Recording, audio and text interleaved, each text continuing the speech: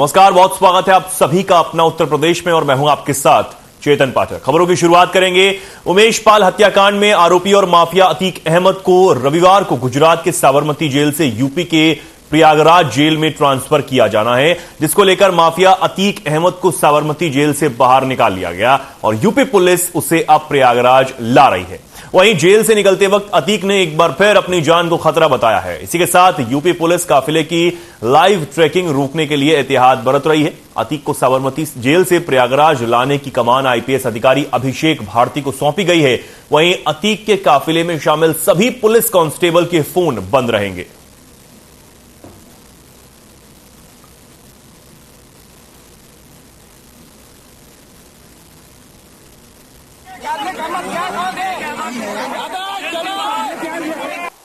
एक पुराने अपहरण के मुकदमे में माननीय न्यायालय के द्वारा फैसले की तारीख 28 मार्च तय की गई है। कोर्ट के आदेश पर अभियुक्त गणों को विधिक प्रक्रिया के तहत जेल से लाकर माननीय न्यायालय के समक्ष प्रस्तुत कर वापस जेल भेजा जाता है। इसी प्रक्रिया के तहत इस केस से संबंधित समस्त अभियुक्त गण को माननीय न्यायालय के समक्ष प्रस्तुत किया जाना है।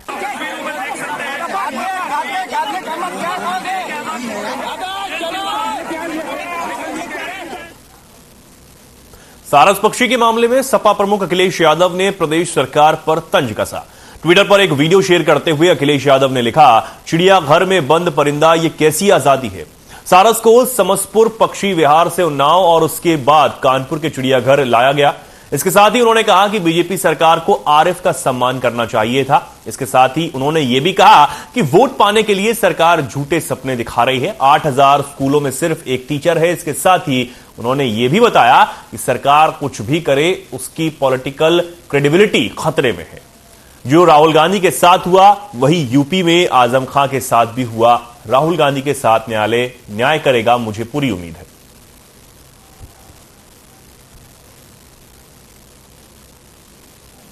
सबसे बड़ा सवाल तो यही है कि लोकतंत्र बचेगा कि नहीं बचेगा। और बीजेपी दल नहीं है, न जाने कैसा संगठन है। उस संगठन से लड़ने के लिए सबसे मुश्किल बात जो है, एक बार मैंने दिल्ली में एक बड़े चैनल के सामने कहा कि सवाल ये नहीं है कि कम्युनल कौन है। हमारे देश का अगर पढ़ा लिखा और जागरूक लोग अगर वो कम्युनल हो जाए, वो झूठ को झूठ मानने लगे, झूठ को सच मानने लगे। एक आध पत्रकार साथी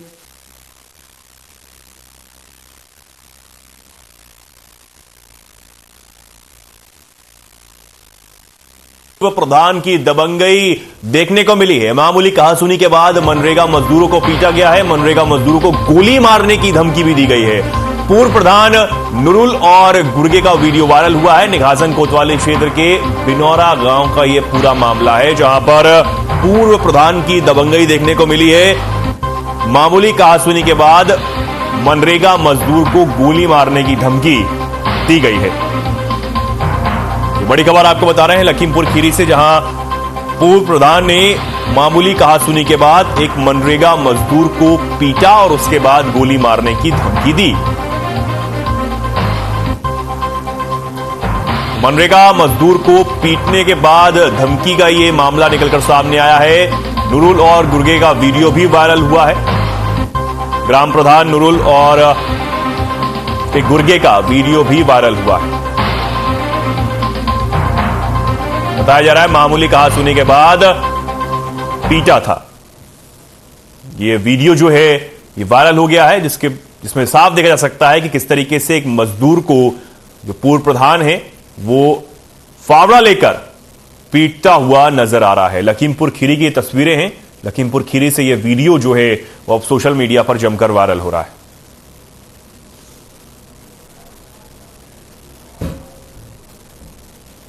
अब खबर गाजियाबाद से है, जहां रविवार को गाजियाबाद के माननीय सांसद एवं केंद्रीय सड़क परिवहन राजमार्ग राज्यमंत्री और केंद्रीय नागर विमानन राज्यमंत्री डॉक्टर वीके सिंह जी ने दिल्ली स्थित नगर विमानन मंत्रालय से दिल्ली से इंडिगो की धर्मशाला तक नॉन स्टॉप फ्लाइट का शुभारंभ किया। इस कार्यक्रम में केंद्रीय मंत्री ज्योतिरादित्य सिंधिया और अनुराग ठाकुर सहित इंडिगो के अधिकारी उपस्थित रहे। केंद्रीय मंत्री वीके सिंह ने बताया कि राजीव गांधी भवन से दिल्ली और धर्मशाला हिमाचल प्रदेश के बीच फ्लाइट फ्लिंग इंडिगो की नॉन स्टॉप की शुरुआत हुई है। इससे दोनों ही शहरों के बीच दूरी कम होगी और समय में भी बचत होगी। आने वाले समय में यह सेवा काफी उपयोगी होगी। राजीव गांधी भवन से दिल्ली और धर्मशाला हिमाचल प्रदेश के बीच फ्लाइट इंडिगो की नॉन स्टॉप फ्लाइट्स की शुरुआत से दोनों शहरों के बीच यात्रा आसानी से हो सकेगी और यात्रियों का समय भी बचेगा।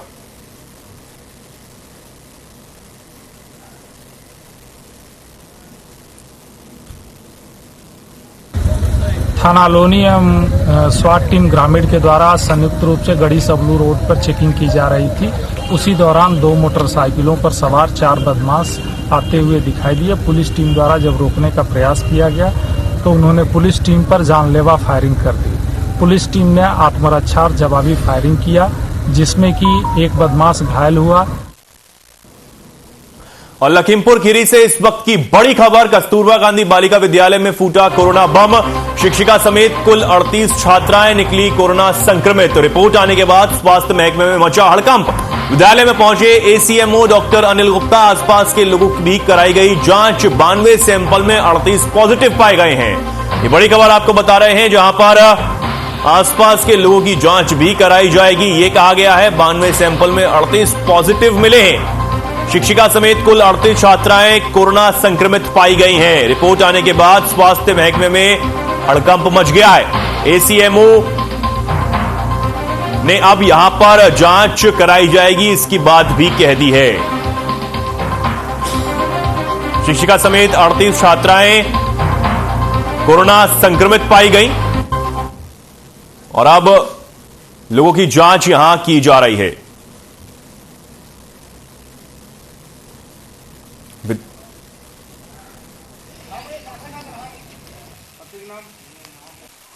तो इस तरीके से कुल मिला के अब तक बितौली में 38 केस पॉजिटिव आ चुके हैं और 1-2 बच्चों को माइल्ड सिम्टम्स वायरल फीवर के थे। नज़ला है, ज़ुकाम है, गले में खराश है, हल्का सा फीवर है। बाकी सारे के सारे बच्चे स्वस्थ हैं, किसी भी तरीके की कोई बच्चे को कोई प्रॉब्लम नहीं। लेकिन फिर भी एक केयर पूरी तरीके से की जा रही है। बच्चों के स्कूल की और उनके स्टाफ की स्क्रीनिंग भी कराई गई है और बच्चों को निर्देशित भी किया गया है स्कूल प्रशासन को कि बच्चों को सेपरेट करके रखें। बच्चों को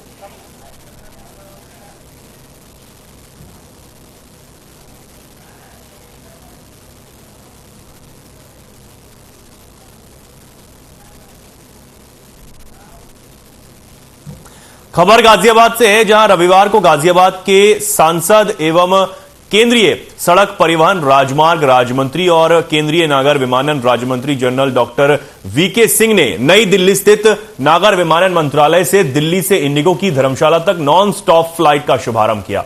इस कार्यक्रम में केंद्रीय मंत्री ज्योतिरादित्य सिंधिया और अनुराग ठाकुर सहित इंडिगो के अधिकारी मौजूद रहे। केंद्रीय मंत्री वीके सिंह ने बताया कि राजीव गांधी भवन से दिल्ली और धर्मशाला हिमाचल प्रदेश के बीच फ्लाइट फिलिंग इंडिगो की नॉन स्टॉप की शुरुआत हुई है। इससे दोनों ही शहरों के बीच दूरी कम होगी और समय की भी बचत होगी। आने वाले समय में यह सेवा काफी उपयोगी होगी। राजीव गांधी भवन से दिल्ली और धर्मशाला हिमाचल प्रदेश के बीच फ्लाइट इंडिगो की नॉन स्टॉप फ्लाइट्स की शुरुआत से दोनों शहरों के बीच यात्रा आसानी से हो सकेगी और यात्रियों का समय भी बचेगा।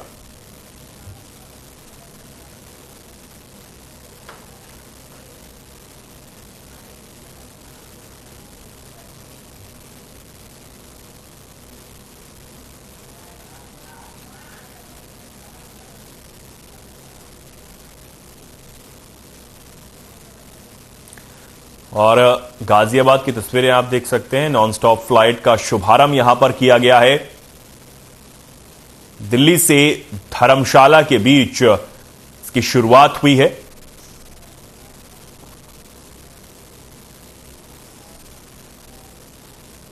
गाजियाबाद में स्पाट टीम ग्रामीण और थाना लोनी पुलिस की अपराधियों से मुठभेड़ हुई। मुठभेड़ में एक चेन स्नेचर के पैर में गोली लगी, जिसके बाद उसको गिरफ्तार कर लिया गया। साथ ही उसके कब्जे से अवैध हथियार और बाइक बरामद की गई है, जिससे वे एनसीआर में लूटपाट किया करता था। पकड़ा गया लुटेरा शामली का अपराधी है, जो एनसीआर में लगातार चेन स्नेचिंग और लूट की वारदातों को अंजाम देता था।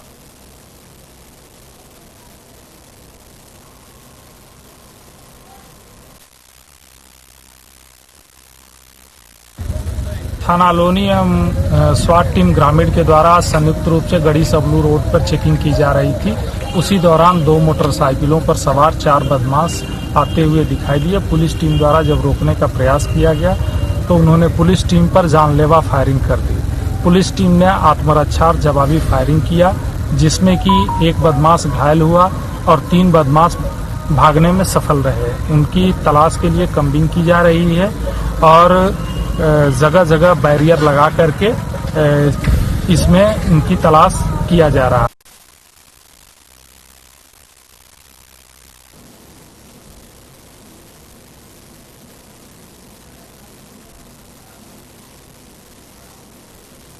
बड़ी खबर कुशीनगर से। पुलिस ने की बड़ी कार्रवाई, शराब तस्कर किए गए गिरफ्तार। शराब तस्करों के विरुद्ध हो रही कार्रवाई। बोलेरो से ले जा रही थी शराब, 10 पेटी शराब के साथ तस्कर गिरफ्तार। 7.20 लाख बताई जा रही शराब और वाहन की कीमत। बड़ी खबर आपको बता रहे हैं, 10 पेटी शराब के साथ तस्कर को गिरफ्तार किया गया है। कुशीनगर में पुलिस की यह बड़ी कार्रवाई देखने को मिली है।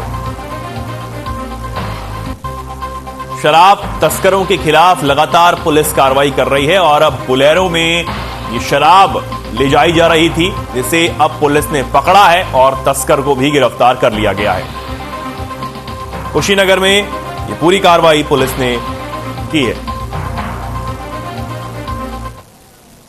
ये तस्वीर में आप देख सकते हैं किस तरीके से पुलिस ने एक तस्कर को 10 पेटी शराब के साथ गिरफ्तार किया है।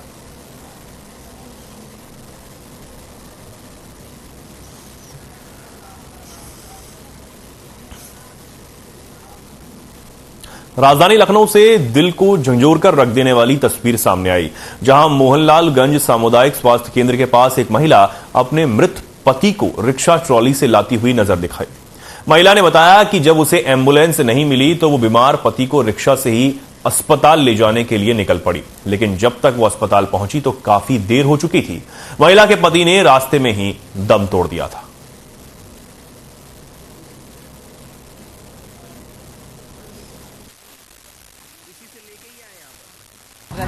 क्या करते थे ये? कबाड़ी वाला का। अच्छा, कबाड़ी का। कहाँ रहते? शंकरखेड़ा में। हाँ। नाम क्या इनका? पिंटू। आपका क्या नाम है? अनीसा। आप इनकी कौन है? हम इनके बीवी हैं। पत्नी है आप इनकी? हैं? तो कब से बहुत दिन से बीमार चल रहे हैं क्या ये? नहीं, परसों ही गिरा था। अच्छा, चोट लगी है। हाँ। बड़ी खबर लखनऊ से। पुलिस की बड़ी कार्रवाई, फरार याजदान बिल्डर पर हुई कार्रवाई। याजदान बिल्डर की बिल्डिंग पर नोटिस किया चस्पा। जालीबाग आलिया होम बिल्डिंग पर कुर्की का नोटिस अब पुलिस ने चिपका दिया है। ये बड़ी कार्रवाई यहां पर देखने को मिली है। जालीबाग आलिया होम बिल्डिंग पर कुर्की का नोटिस चस्पा कर दिया गया है। पुलिस की ये बड़ी कार्रवाई लखनऊ में देखने को मिली है। फरार याजदान बिल्डर पर यह कार्रवाई हुई है।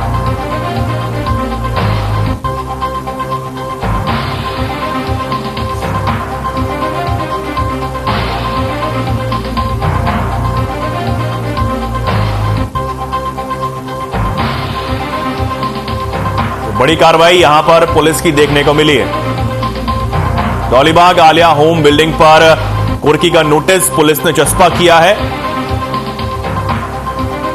लखनऊ में यह बड़ी कार्रवाई पुलिस की देखने को मिली है। फरार याजदान बिल्डर पर यह कार्रवाई की गई है।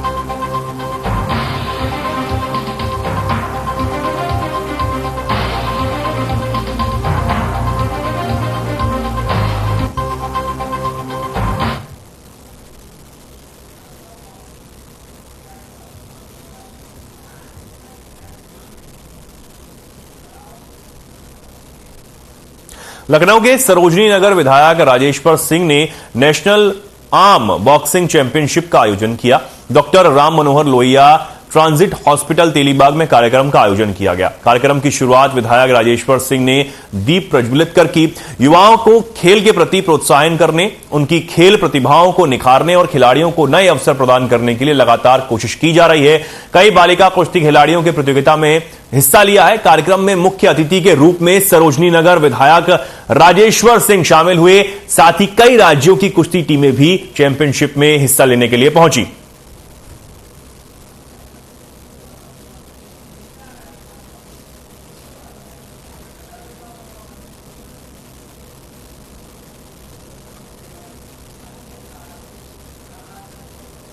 योगी आदित्यनाथ जी बहुत ज़्यादा संकल्पित हैं, वो युवाओं को आगे बढ़ाना चाहते हैं। तो अभी जितने उनको प्रोत्साहित करने के लिए जितने भी हिंदुस्तान के प्लेयर्स ओलंपिक में मेडल जीत के आए थे, तो उत्तर प्रदेश सरकार ने 42 करोड़ रुपए का प्राइज मनी दिया। अब हर जिले में स्पोर्ट्स स्टेडियम बन रहा है। योगी आदित्यनाथ जी ने अभी निर्णय लिया है, जितने भी युवाओं के यूथ क्लब हैं, हर गाँव में सबको स्पोर्ट्स किट दी जाएगी। हर गाँव में एक स्पोर्ट्स स्टेडियम, एक स्पोर्ट्स का मैदान विकसित किया जाएगा और सीधे राज्य। और बड़ी खबर आपको वाराणसी से बता दें, आकांक्षा दुबे ने आत्महत्या की है। भोजपुरी अभिनेत्री थी आकांक्षा दुबे, होटल में फांसी लगाकर आत्महत्या कर ली। फिल्म की शूटिंग के लिए पहुंची हुई थी बनारस। 3-4 दिनों से चल रही थी फिल्म की शूटिंग। मामले की जांच में पुलिस अब जुट गई है। वाराणसी के सारनाथ थाना क्षेत्र का यह पूरा मामला है, जहां पर भोजपुरी एक्ट्रेस आकांक्षा दुबे ने आत्महत्या कर ली। ये बड़ी खबर आपको बता रहे हैं। भोजपुरी अभिनेत्री थी आकांक्षा दुबे, होटल में फांसी लगाकर उन्होंने आत्महत्या की है। यह खबर निकलकर सामने आई है। फिल्म की शूटिंग के लिए वो बनारस पहुंची हुई थी और वहां पर एक होटल में उन्होंने फांसी लगा ली। सीतापुर के सिधौली कोतवाली इलाके के मोहल्ला बहादुरपुर में एक परिवार पर धर्म परिवर्तन करवाने का आरोप लगा है। गांव में निवास कर रहे देवी चरण के मकान में हिंदुओं को प्रलोभन देकर क्रिश्चियन धर्म में परिवर्तन करने का काम किया जा रहा था, जिसकी जानकारी मिलते ही विश्व हिंदू परिषद बजरंग दल के नगर संयोजक अतुल तिवारी अपने कार्यकर्ताओं के साथ अचानक मौके पर पहुंच गए और पकड़े गए लोगों से कहासुनी हुई। बजरंग दल के कार्यकर्ताओं की सूचना पर पुलिस प्रशासन मौके पर पहुंचा और जांच पड़ताल शुरू कर दी गई। वहीं बजरंग दल के नगर संयोजक अतुल तिवारी ने शासन प्रशासन से गुहार लगाई कि दोषियों पर कठोर से कठोर कार्रवाई कर उन्हें जेल भेजा जाए।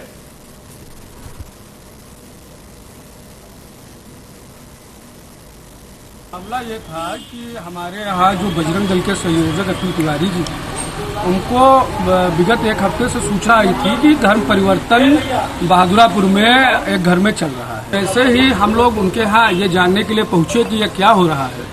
उनके यहाँ से जो घर मालकिन थी, उन्होंने मेरे ऊपर जानलेवा हमला कर दिया। ये देखिए यहाँ पर चोटें आई हैं और मुझे जान से मारने की कोशिश करने लगी, जिसके साक्ष्य भी हम लोगों के पास है। उसके बाद हमारे बजरंग दल के कार्यकर्ता आज सब लोगों ने जब जो है चिल्लाने लगे तो उन्होंने छोड़ दिया।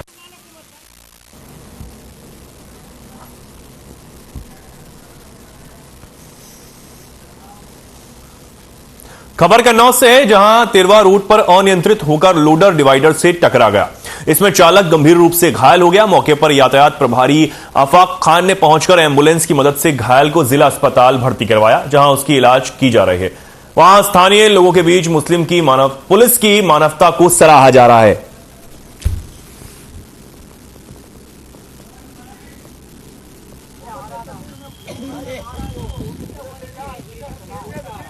लोडर जा रहा था, वो डिवाइडर से टकरा गया, तो यातायात पुलिस ने उसके एम्बुलेंस बुला के सहायता कर दी।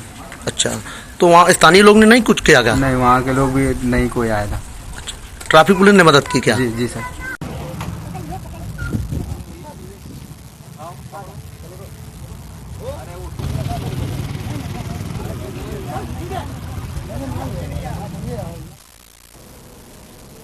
खबर कानपुर से है, जहां जनोमुखी पुलिस व्यवस्था स्थापित करने के उद्देश्य से उत्तर प्रदेश शासन ने नगर को जो पुलिस कमिश्नरेट प्रणाली की सौगात दी थी, उसके 2 साल पूरे हो गए।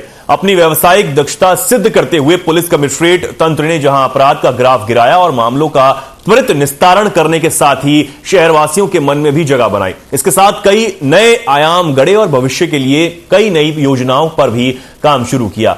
2 साल पहले आज के ही दिन 2 साल पहले 3 जोन, 11 सर्कल और 34 थानों के साथ शुरू हुई पुलिस कमिश्नरेट में अब 4 जोन, 14 सर्कल और 50 थाने बढ़ चुके हैं। जितनी जिम्मेदारी कमिश्नरेट के कंधों पर आई, उतनी ही निपुणता से उसे हल भी किया गया। अब पुलिस कमिश्नरेट का साल 2023-24 का नया संकल्प पारदर्शी और प्रभावी पुलिसिंग होगा। इस अवसर पर पुलिस लाइन में कमिश्नरेट पुलिस की परेड हुई, जिसमें पुलिस कमिश्नर बीपी जोगदंड ने परेड को सलामी दी। बीजेपी सांसद और अन्य नेताओं ने कानून व्यवस्था का सुचारू रूप से पालन करने पर कमिश्नरेट पुलिस को बधाई देकर उनका उत्साहवर्धन किया।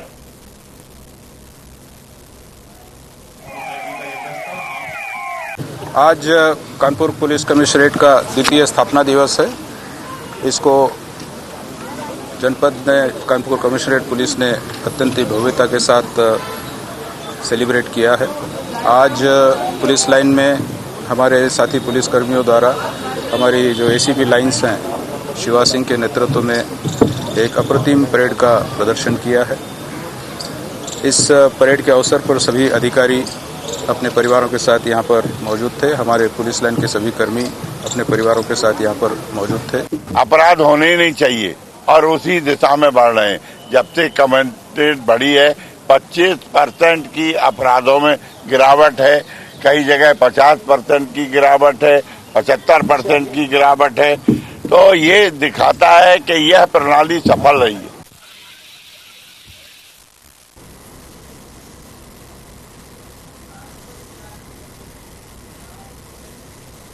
जीआरपी एसपी अष्टभुजा सिंह प्रयागराज से कानपुर सेंट्रल रेलवे जीआरपी थाना पहुंचे, जहां पर उन्होंने परेड की सलामी ली और इस दौरान उन्हें गार्ड ऑफ ऑनर भी दिया गया। एसपी जीआरपी और इंस्पेक्टर रामकृष्ण द्विवेदी के साथ जीआरपी बैरक में जाकर विश्राम गृह पर जवानों से बातचीत की और भोजनालय में जाकर मेस किचन का निरीक्षण किया और साथ ही अपराध पर लगाम लगाने के लिए जवानों को दिशा निर्देश भी दिए।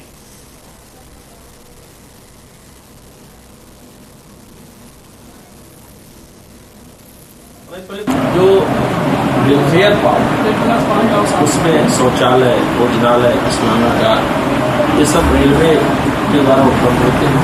उसमें जो भी स्वच्छता, सफाई, इनोवेशन, ये सब काम कराए गए हैं और जो कुछ सेफ्टी है वो बड़ा है। जहाँ कहीं ना कहीं कुछ स्टाफ की कमी है, जाना पाता है, जिसके कारण ऐसी समस्या होती है कि स्टाफ बढ़ा। लोग बाहर गए, आना जाना एक क्रम है। अभी कुछ लोग आए हैं। क्यों आराम है कि नहीं लागू?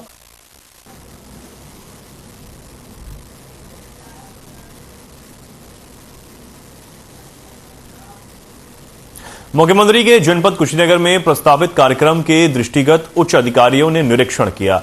आयुक्त रवि कुमार, एनजीआईजी जे रविंद्र, जिलाधिकारी रमेश रंजन, पुलिस अधीक्षक धवल जायसवाल, मुख्य विकास अधिकारी गुंजन द्विवेदी ने व्यवस्थाओं का जायजा लिया। गांधी किसान इंटर कॉलेज, तहसील और काली मंदिर के पास के स्थल का निरीक्षण किया गया और सुरक्षा व्यवस्थाओं का भी जायजा लिया गया।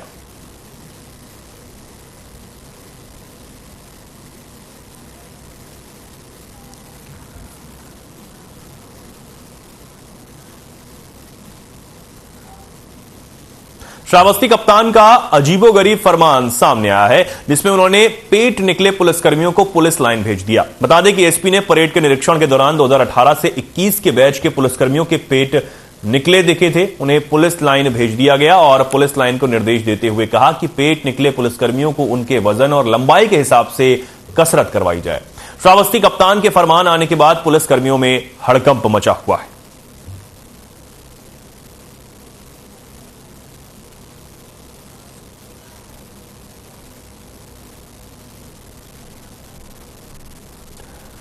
और श्रावस्ती से यह खबर आपको बता रहे हैं, जहां पर श्रावस्ती कप्तान का एक अजीबोगरीब फरमान निकलकर सामने आया। उन्होंने फरमान जारी किया कि जिन भी पुलिसकर्मियों का पेट निकला हुआ है, उन्हें अब पुलिस लाइन भेज दिया गया है, जहां उन्हें कसरत करवाने के लिए कहा गया है।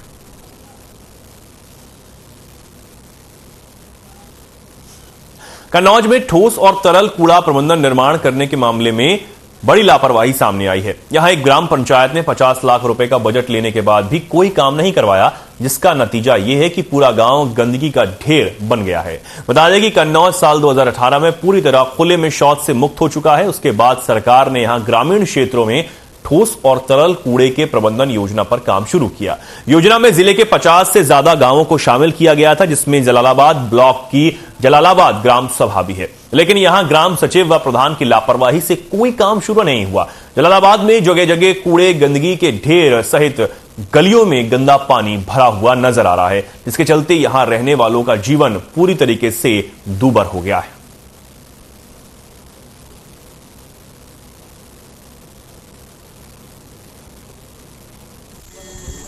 ये मामला आज मेरे संज्ञान में आया है और इसकी जो वहाँ पे सचिव हैं संदीप श्रीवास्तव, उनसे अभी मेरी बात भी हुई है टेलीफोन पर। उनके द्वारा बताया गया कि समय समय पर सफाई अभियान चला करके और टीम लगा के सफाई कराई जा रही है, लेकिन यदि अब भी समस्या इस तरह की है तो निश्चित रूप से इसको संज्ञान में लेते हुए इस पर बहुत ही अच्छे से काम करा के वहाँ सफाई व्यवस्था सुनिश्चित कराई जाएगी। और इस संदर्भ में अभी मैंने उनको टेलीफोन पे स्पष्ट निर्देश और बड़े कड़े निर्देश दे दिया है सचिव महोदय कि वो कल स्वयं खड़े होकर के इस सफाई व्यवस्था को, इस अभियान को अपने नेतृत्व में चलवाएंगे और निश्चित रूप से सफाई व्यवस्था सुनिश्चित करेंगे। निकलने की जगह नहीं है, जरा भी गेट के सामने पानी भरा, बच्चे निकल नहीं पा रहे, बहुत दिक्कत है। प्रधान से नहीं कहा, प्रधान सुनवाई नहीं कर रहे, कतई नहीं कर रहे। बीमारी फैल रही, मेरे बच्चे बीमार हो रहे हैं। बच्चे बीमार हो रहे और क्या, गंदगी बहुत है, हमें लोग निकल परेशानी बहुत है। प्रधान सुन नहीं रहे, हमारी कतई नहीं सुन रहे प्रधान। सड़कों पर गंदा हाँ, बहुत गंदा पानी भरा है, कोई निकल के साधन नहीं है। प्रधान नहीं सुन रहे हमारी, किसी को नहीं सुन रहा प्रधान। क्या कहता है प्रधान? ये कहता है कि हमारे बस के नहीं है, जो हो रहा है चाहे डूब जाओ चाहे इसमें मर जाओ, हम नहीं आएंगे। जलालाबाद में जो भी प्रधान बनता है, शुरुआत में एक बार तो 5 साल में नालियां साफ होती हैं, इसके बाद सफाई के नाम पर खाना पूरी होती है और पैसा बंदर बांट भ्रष्टाचार को भेंट चढ़ जाता है। जलालाबाद की सफाई व्यवस्था जिले में बिल्कुल शून्य है। यहाँ पर ग्राम प्रधान से लेकर खंड विकास अधिकारी, जिला पंचायत राज अधिकारी, अभी ये सितंबर की बात है, ये जेल रोड पे, जीटी रोड पर पानी भरा था, जिसपे हमने खुद संज्ञान लिया था। लोगों को और वाहनों को निकलने में दिक्कत थी, जिसपे मैंने खुद संज्ञान लिया था, जिसपे मैंने तहसील दिवस में एक एप्लीकेशन भी दी थी।